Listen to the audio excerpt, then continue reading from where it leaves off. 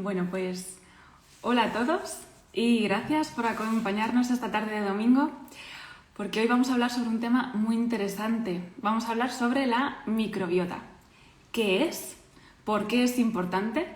¿Y cómo impacta la alimentación y los hábitos saludables en el mantenimiento de una microbiota equilibrada? Entonces, para ello, hoy contamos con una invitada muy especial, que es Laura Judith Marcos.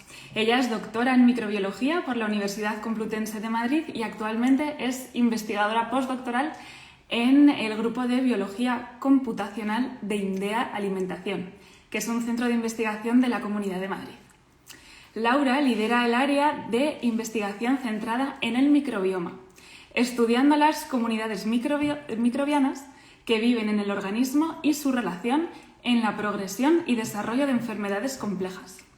Además, Laura es compañera divulgadora del programa europeo We Value Food y, junto con otras compañeras, Enrica Vela, licenciada en Ciencias Gastronómicas, y Laura Berninches, licenciada en Ciencias de la Actividad Física y Deporte y dietista y nutricionista, han creado el perfil de Instagram Fermentilandia, donde podéis encontrar todo lo relacionado con la microbiota. Así que os invitamos a verlo.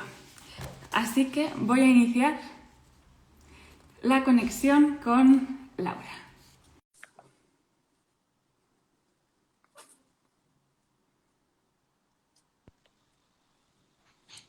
Hola, Laura. Hola, ¿qué tal? ¿Me ves? Sí, te veo y te oigo ¿Me ves estupendamente. mejor? Ah, qué bien. Pues Sí. nada, aquí estamos.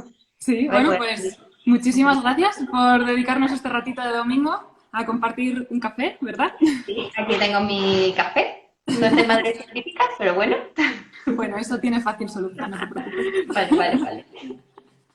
Bueno, Laura, pues mira, para romper el hielo, yo creo que hoy está bien que empecemos hablando pues, de algunos conceptos para dejar las cosas y definiciones claras y luego poder profundizar sobre cuál es esa relación entre los hábitos de vida y estilo saludable y su relación con la microbiota. Y así también, si alguien quiere dejarnos alguna pregunta en el chat, pues también tener pues unos minutillos para ir respondiendo esas preguntas. Así que nada, sin entretenernos más, vamos a entrar en faena, Laura. ¿Por qué no Muy nos bien. cuentas qué es la microbiota y por qué se ha convertido en un tema tan importante para la investigación? Vale, pues nada. Bueno, la microbiota son todos aquellos microorganismos que viven en un determinado sitio. En realidad puede haber microbiota en el tronco de un árbol, en una hoja de un árbol, en nuestro cuerpo también hay. Es lo que antes se conocía como flora intestinal. Lo que pasa es que pues cuando se ha ido estudiando más, pues ya se ha clasificado, se han dado cuenta que en realidad no es flora lo que hay ahí, sino más bien pues bichitos, más bien fauna. Y está formada pues por bacterias, hongos, virus, protozoarios, todos los microorganismos que están en un sitio en especial. Yo creo que últimamente pues esto es un tema que se ha puesto más de moda, por decirlo de alguna manera, porque se puede estudiar más a raíz de pues mayor profundidad en la secuenciación genética, que eso igual suena un poco complicado, pero bueno, que a raíz de poder estudiar mejor el ADN de todos los bichos, pues nos hemos dado cuenta de que están allí y se han podido ir estudiando más. Y por eso pues cada día están más y más de moda. Claro, y entonces esta microbiota, que yo creo que muchos la idea preconcebida es que solo son bacterias, pero como has dicho, es más que bacterias. ¿Qué es lo que podemos encontrar? Hongos, levaduras, es lo que has Pues eso. comentado, ¿verdad? Sí, de Y, hecho, no, bueno, pues, que te iba a decir que microbiota, como tal, engloba todo, pero como lo más fácil de estudiar son las bacterias, generalmente la mayoría de los estudios, cuando dicen microbiota, se refieren solo a la parte de las bacterias. Entonces, se han acuñado otros términos, viroma, por ejemplo, pues que son pues de todos los virus, micobioma, que sería de los hongos. Y para los protozoos todavía no hay uno. Porque esos todavía falta mucho para estudiarlos. sí, sería un palabra complejo también, además. Ya, además. Bueno, y entonces esta microbiota, ¿dónde la encontramos? ¿Dónde está en nuestro organismo?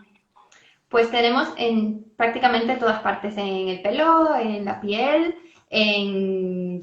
donde hay más es en nuestro intestino, es donde está la mayoría, además la mayoría está en el colon, casi que el 80% de las bacterias de la microbiota están allí en el colon, pero pues hay en la piel, en el pelo, hasta en la mucosa del ojo, en los pulmones, hay en todos sitios, en todo el cuerpo. Y Madre mía. de todos, de muchos animales, no solo de nosotros. O sea, nuestro perro, que también tiene microbiota. O sea que prácticamente estamos colonizados por microbiotas y somos mitad humanos, mitad microbios. Sí, pues sí, eso es así. Y Laura, bueno, en tu descripción he presentado que trabajas con el microbioma y muchas veces, bueno, se habla de microbiota, se habla de microbioma. ¿Es lo mismo o se está refiriendo a cosas diferentes? A ver, son dos términos diferentes. En realidad, microbiota se refiere a los bichos, como tal, lo que antes se llamaba flora. Eso es la microbiota. Mientras que microbioma se refiere a los genes de esos bichos, porque, claro, esos bichos que están en nuestro intestino están proporcionando también unos genes que producen también unos metabolitos, que producen ciertas cosas. Entonces, cuando se habla de todo en general, es lo que se llama microbioma. Claro, claro. Entonces entiendo que ya también pasando a esos metabolitos, pues ya podemos estudiar interacciones con, bueno, con nuestro propio organismo y ahí empieza a complicarse el asunto, ¿verdad? Exactamente. Bueno, y entonces, realmente, ¿cómo es de diferente la microbiota entre dos personas? ¿Se podría decir que podría actuar como una huella digital entre dos personas o realmente es parecido? Pues algo muy interesante que se ha visto, pues ya como comenté al principio, con el avance de la tecnología de secuenciación de genes, es que la microbiota de cada persona es única, es diferente y sí, podría ser como una especie de huella digital. Cada persona va a tener una microbiota propia que va a depender pues de cómo se alimente, pero es que esto viene desde atrás, desde cómo nació, si fue por parto natural o por cesárea, cómo fue alimentado, cómo ha sido durante todo su desarrollo, su alimentación, qué enfermedades ha tenido, los antibióticos que has tomado, un montón de cosas. Y todo eso va a ir moldeando lo que es tu microbiota, que es propia, que va a ser similar a la de tu círculo de convivientes, porque evidentemente, pues en tu casa pues comerán lo mismo y va a ser un poco similar, pero siempre van a haber diferencias porque por más que comamos lo mismo, pues no estamos comiendo las mismas cantidades, a lo mejor yo lo proceso de una manera diferente, entonces hay ciertas similitudes entre convivientes, pero es totalmente diferente. La proporción, la cantidad de esos microorganismos es propia para cada individuo y se puede decir sí que es como una huella digital microbiológica. Y entonces, a raíz de lo que has dicho, que la alimentación sí que condiciona mucho qué tipo de bacterias tenemos en nuestro intestino, en tu opinión de experta, seguro que hay mucha gente que se está preguntando qué tengo que comer o en qué se basa una alimentación saludable para que mi microbiota pues, esté contenta y esté equilibrada. Pues bueno, mira, la respuesta principal y más fácil sería decir algo variado, porque la diversidad es lo que va a dar una microbiota más contenta.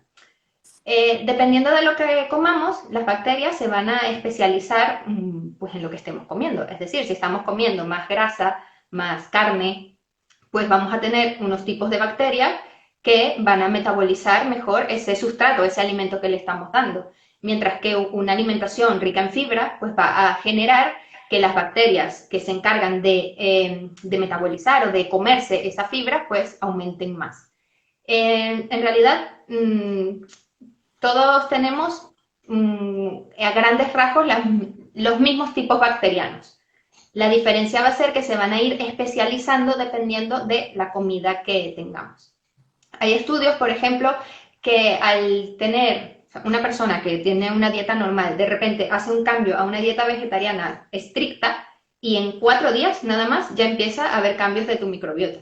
Porque evidentemente si tú dejas de comer carne, pues las bacterias que se encargan, que generalmente son bacterias que tienen que ser resistentes a diferentes ácidos biliares y tienen que ser capaces de romper las grasas, pues esas bacterias se quedan sin trabajo y empiezan a dejar de crecer, mientras que las bacterias que se encargan de comer esos vegetales, pues empiezan a aumentar. Y eso es lo que pasa con los alimentos. Es decir, y si tenemos una dieta variada, pues todas las bacterias pues van a ir como un poco a la par y pues es lo más recomendable.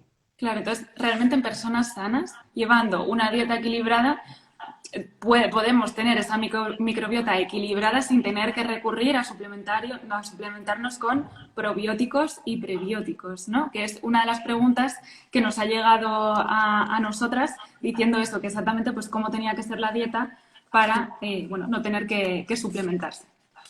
A ver, lo que pasa es que para una dieta variada y sana tienen que haber probióticos y prebióticos. Lo que pasa es que a lo mejor por el nombre nos imaginamos una pastilla o algo así, o un suplemento, pero en realidad los probióticos y los prebióticos están en alimentos que comemos normalmente, en fibra. Prebióticos pues es puerros, ajos, o sea, me refiero que son cosas que deberían estar en una dieta normal.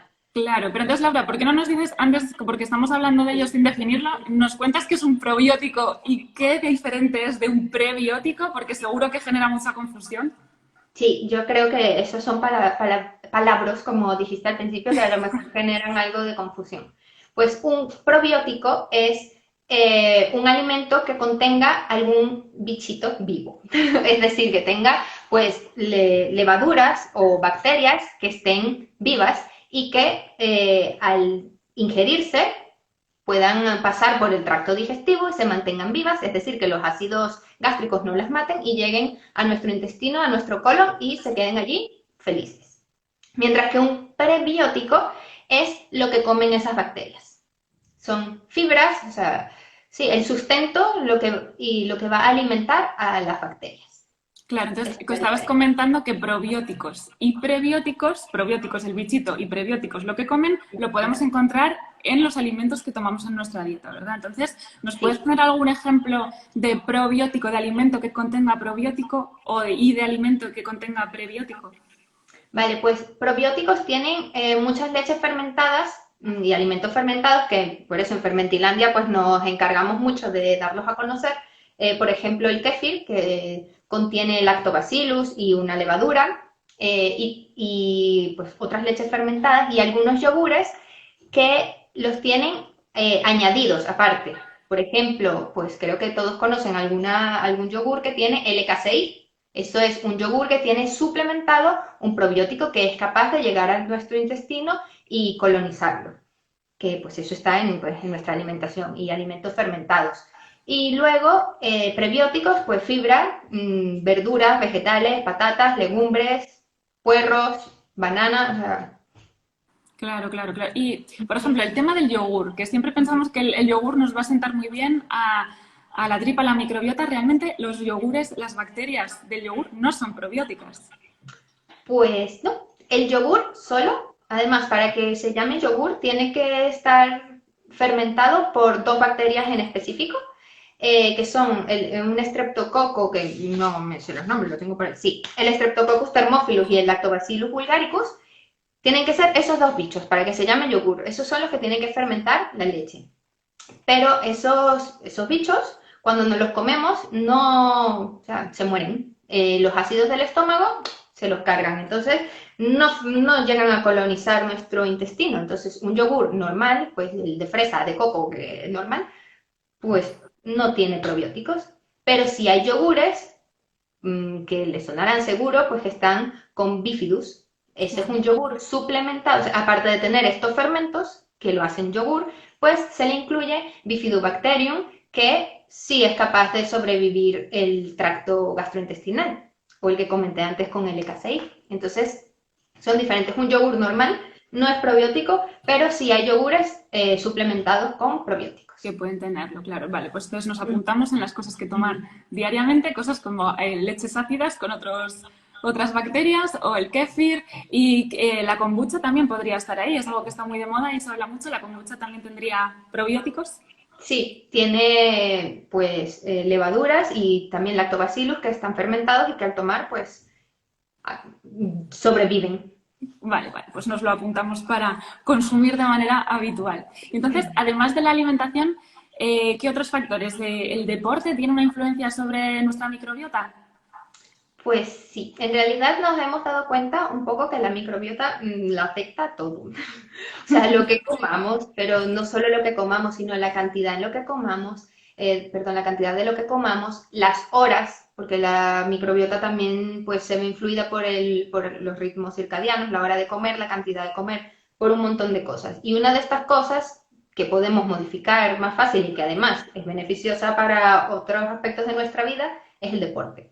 Entonces, pues se ha visto que hay personas que practican actividad física de diferentes grados de intensidad, pues van a tener cambios en su microbiota. Y eso se ha visto pues que tiene que ver con el tema de la contracción muscular y con la capacidad aeróbica que se genera durante ese ejercicio. Y entonces, ¿el ejercicio daría igual en qué intensidad? Me refiero, antes hablabas que dietas vegetarianas, si de repente pasamos a tener una dieta vegetariana, se nota enseguida en nuestra microbiota. Si hacemos ejercicio, se nota rápido. ¿Qué pasa si lo dejamos? Yo, por ejemplo, que tengo muy poca fuerza de voluntad y empiezo, pero luego no lo mantengo. Supongo que se pierden esos beneficios o bueno. Pues algo que pasa con la microbiota y que no comenté tampoco con el tema de los probióticos es que para que se mantenga tiene que ser continua.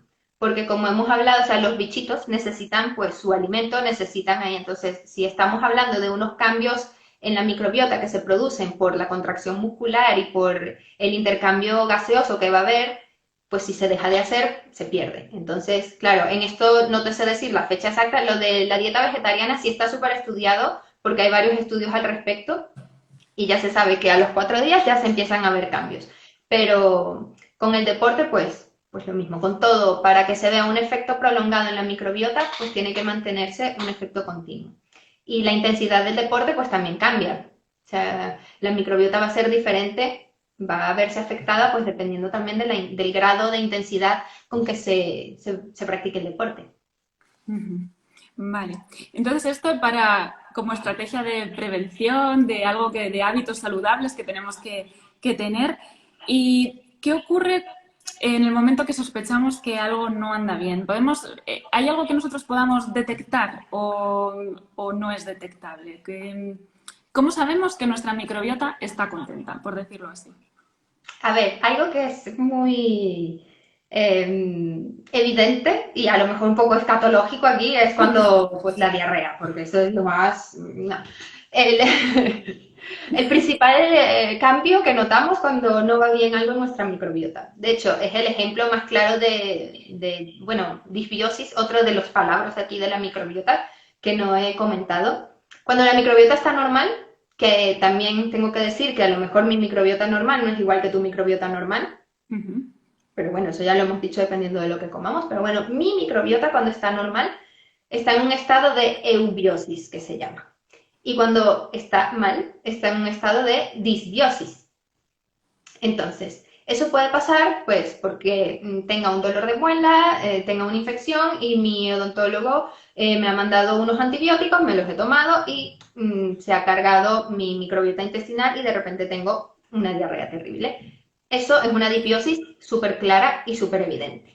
Luego hay otras disbiosis que no son tan claras ni tan evidentes, como por ejemplo puede ser en las personas con obesidad, que pues o sea, se ha dado cuenta también en diferentes estudios que en las personas con obesidad, pues la microbiota tiene un estado disbiótico y hay unas bacterias de tipo Firmicutes, una familia, bueno, un tipo de bacterias que empiezan a crecer más.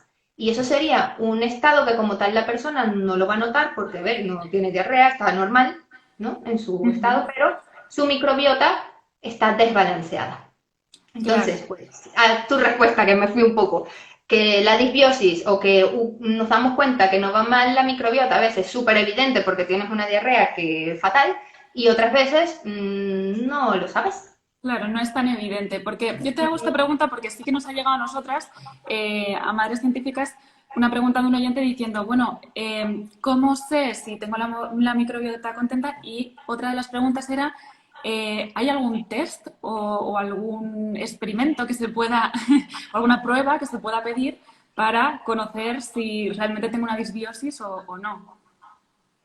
Pues con respecto a los test, hay unos cuantos. De hecho, de España hay una empresa española pequeñita que se llama 39 y tú, que se refiere a 39 millones de bacterias. Y tú, sí, que hace el estudio de la microbiota. También hay otros kits de Ubiome, MyBiome, o sea, hay varios. De hecho, hay unos que se pueden comprar por Amazon y todo. O sea, la cosa de esto, lo difícil es cómo interpretarlo, Claro. porque, pues a ser sinceros, todo esto es algo que está un poco en pañales. Pues está ahora, es que se está conociendo pues todo lo que hay en la microbiota, o sea, todos los bichos que hay en nuestro intestino. Se está empezando a ver que hay algunos más elevados en una enfermedad que otra. Entonces, la interpretación de todos estos tipos de test sería un poco el hándicap, sería la parte más difícil. Claro, Y yo algo sí. que quería comentar que es súper divertido, bueno, a mí me pareció muy gracioso,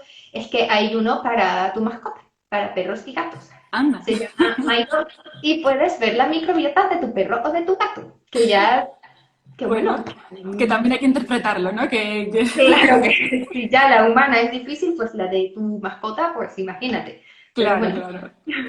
Entonces, realmente, pues el consejo para estas personas que nos lo han preguntado es decir, si tú notas que tienes algún síntoma de que podrías tener una disbiosis, pues ir a consejo médico y consejo de un dietista o nutricionista para saber qué ocurre, porque quizá a nivel de actualmente hacer uno de esos test pues te deja con las mismas dudas, ¿no? sí.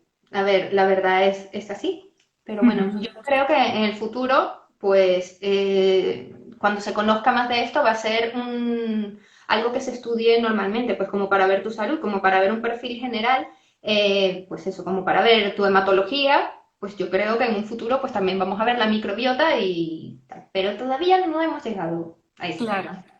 Y entonces comentabas que cuando hay una patología, que tenemos una disbiosis, nuestra microbiota, pues eso, está alterada. Entonces, a mí me surge una duda que es un poco como el huevo o la gallina. Realmente, cuando estamos enfermos, ¿la enfermedad hace que se altere la microbiota o porque tenemos una alteración de la microbiota nos enfermamos o hay un poco de todo? ¿O tú que eres experta en las patologías? A mí me gusta esa pregunta porque es lo que, pues, es a lo que me dedico en mi trabajo. Y la respuesta corta sería, no lo sabemos. Pero voy a profundizar más en la respuesta. Vale. A ver, realmente hay enfermedades donde en un principio pues está la persona bien y a raíz de la enfermedad se empiezan a observar cambios en la microbiota. Pero hay en otros casos, o en mismos casos, la misma enfermedad en otra persona es diferente. Yo, por ejemplo, llevamos un estudio con cáncer colorectal. El cáncer colorectal, pues como comenté al principio, el colon es donde hay más bacterias, es donde hay más microbiota. Y además esas microbiotas están, pues, o sea, perdón, esas bacterias están unidas totalmente, están en un contacto súper estrecho con las células del colon. Entonces, cuando se produce un tumor, hay ahí una conexión total.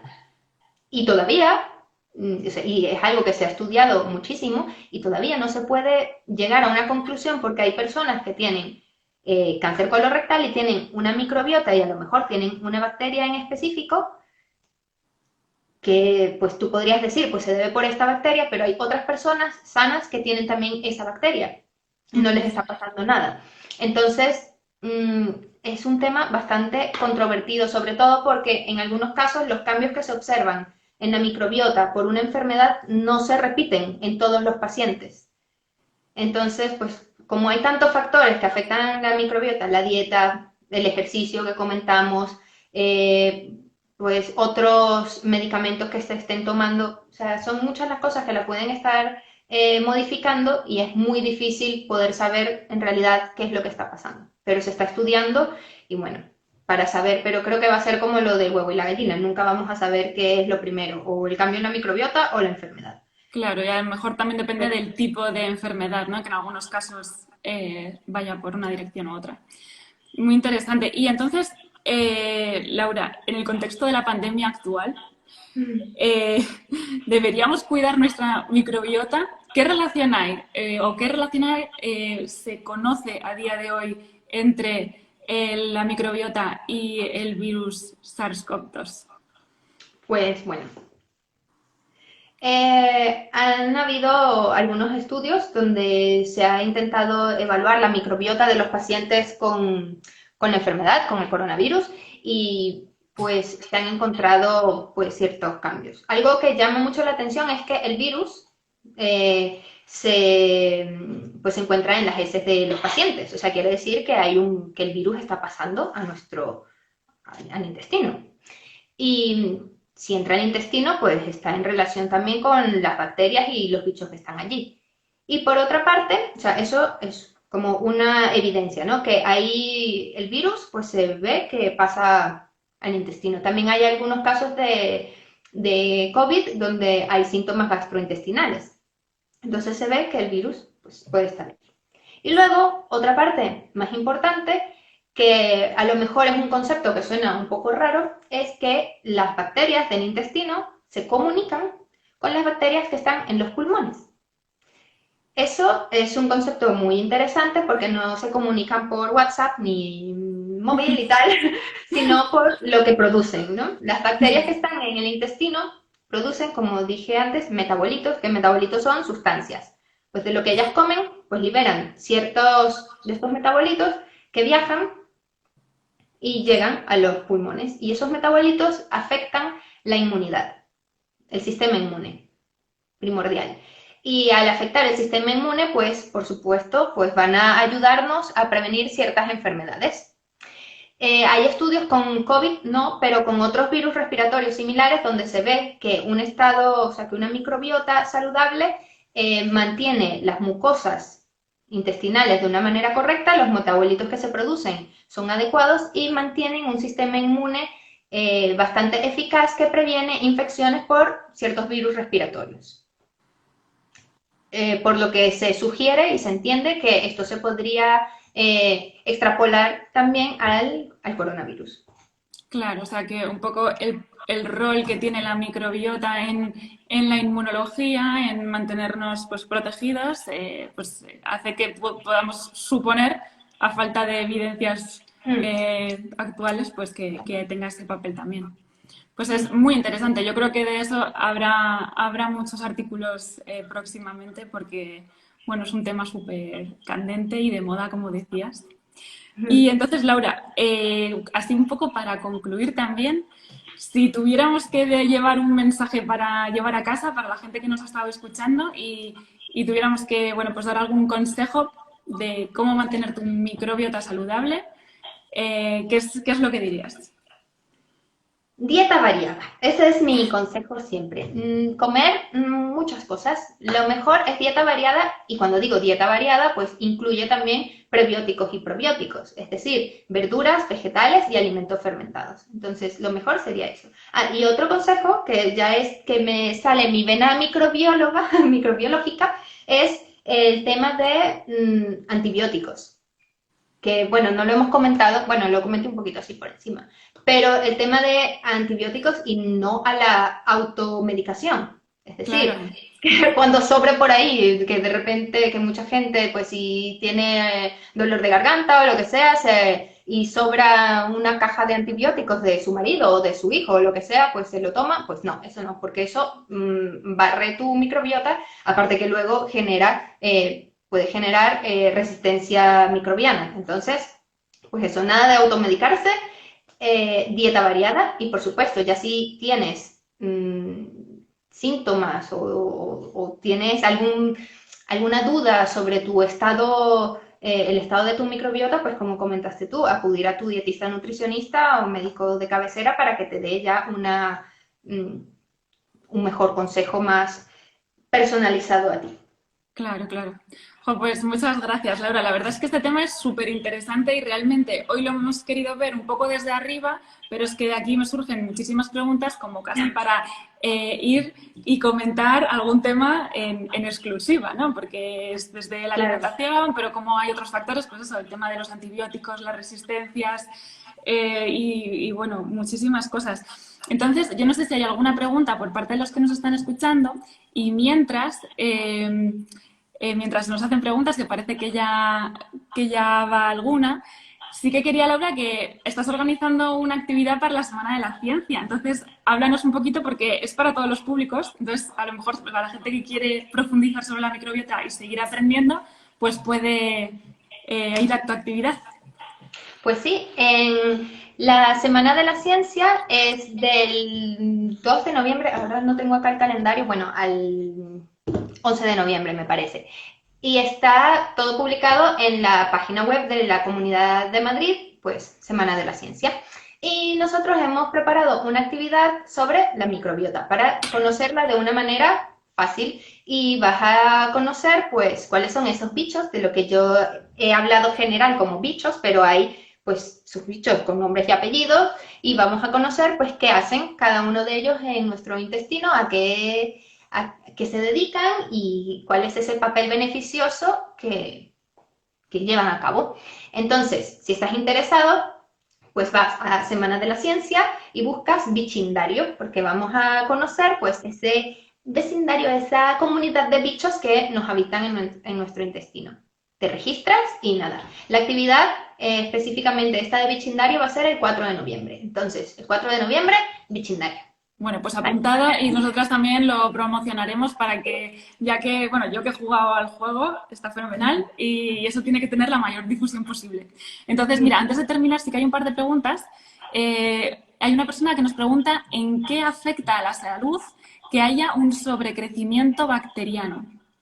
Vale, pues eso. Bueno, el sobrecrecimiento bacteriano vendría a entrar dentro de la categoría de disbiosis, porque no es el estado normal de nuestra microbiota. Dependiendo de cómo sea ese sobrecrecimiento bacteriano, puede ser una infección, o sea, porque si es un sobrecrecimiento bacteriano por un patógeno, pues ya estamos en una infección, algo que puede derivar pues en un cuadro más grave. Y dependiendo de si ese sobrecrecimiento se debe a una sola bacteria, que es lo que sería una infección causada por ejemplo, salmonela, de repente comes salmonela y empieza a crecer un mogollón en tu intestino, pues ahí tienes un sobrecrecimiento por un patógeno. Pero a lo mejor ese sobrecrecimiento es por muchas bacterias de un género o de una familia específica, como lo que comenté de los firmicutes, que eso es un filum que engloba a muchas bacterias. Ese sobrecrecimiento pues podría estar desencadenando un cuadro de obesidad. Porque, a ver, que dicho así suena que los firmicutes producen obesidad, pero no, a ver, no es eso, que están favoreciendo a que se produzcan pues ciertas sustancias y metabolitos que hacen que haya un desequilibrio metabólico que conduzca a la obesidad. Entonces, dependiendo del tipo de bacteria, el sobrecrecimiento va a causar una cosa u otra, pero siempre pues es malo, porque lo ideal es tener una microbiota equilibrada y que no haya unas que crezcan por encima de las otras. Claro, claro. Entonces, para eso ya hemos aprendido que dieta saludable, ejercicio y buenos hábitos en general. Sí. Y luego también, otra de las preguntas decía que cuando se hablan de alimentos fermentados, que cuáles son. Y pones de ejemplos cerveza y quesos. No sé si le puedes dar algún ejemplo de alimento fermentado. A ver, claro, que a lo mejor cuando digo alimentos fermentados suena a que todos son probióticos, pero no pasa lo mismo que con los yogures. Evidentemente, pues hay pan fermentado, hay cerveza fermentada, que la cerveza puede estar muy buena, pero no es un probiótico. Claro. No.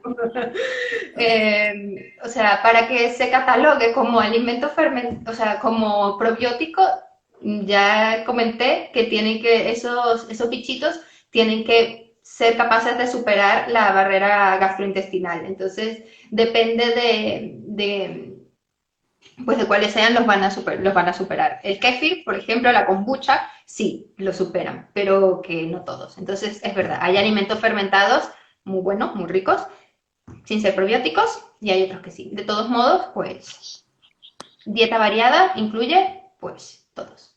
Claro, y también preguntan si los vegetales, como el brócoli fermentado con vinagre, contiene probióticos.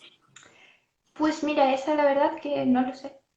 Porque Ya, yo no, no no había escuchado lo del brócoli el fermentado con brócoli vinagre, fermentado pero con vinagre, pero mira, lo busco, quien lo estén preguntando, y lo comentamos bien, porque claro, no yo, te yo le mentiría si te animaría digo que sí. a que te escribieran por Fermentilandia, Sí. que además que habláis de cosas muy interesantes y que Mm. esas dudas pues seguramente te las puedas responder tranquilamente. Sí.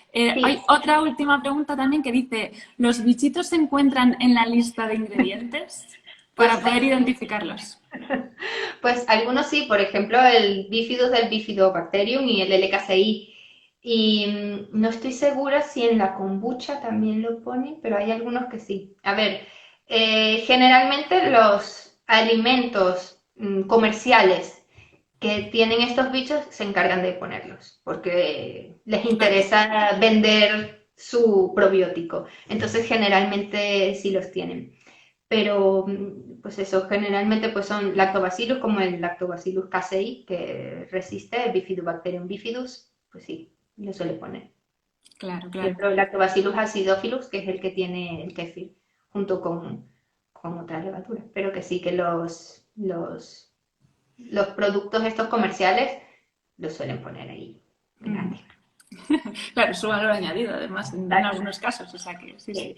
Muy bien, Laura, pues yo creo que ya por aquí ya estamos terminando. A mí se me ha hecho de noche y todo, hay aquí Aquí también. en la habitación. Así que nada, darte muchísimas gracias. Yo creo que hemos aprendido un montón de microbiota, que ha sido muy interesante. Y nada, vamos a seguir leyéndote por Fermentilandia Sí. y seguiremos aquí para lo que queráis. Pues Bueno, nada, muchas gracias a ti por la invitación y también pues a Madrid Científicas por este momentito y cuando tengan otra duda o cuando quieran saber más, como comentaste, de un tema en específico, pues por aquí estamos, tanto yo como mis compañeras Enrica y Laura, que pues si quieren saber algo más sobre deportes, ejercicio físico, Laura es la indicada y Enrica que es especialista ella sí es especialista en alimentos fermentados y en tecnología de los alimentos, así que pues nada, aquí estamos las tres para lo que queráis. fenomenal. Bueno, pues yo creo que con esa invitación nos marchamos y volveremos. Muy Vale, bien. pues nada, Laura, pues muchas gracias. Hasta chao, luego. adiós.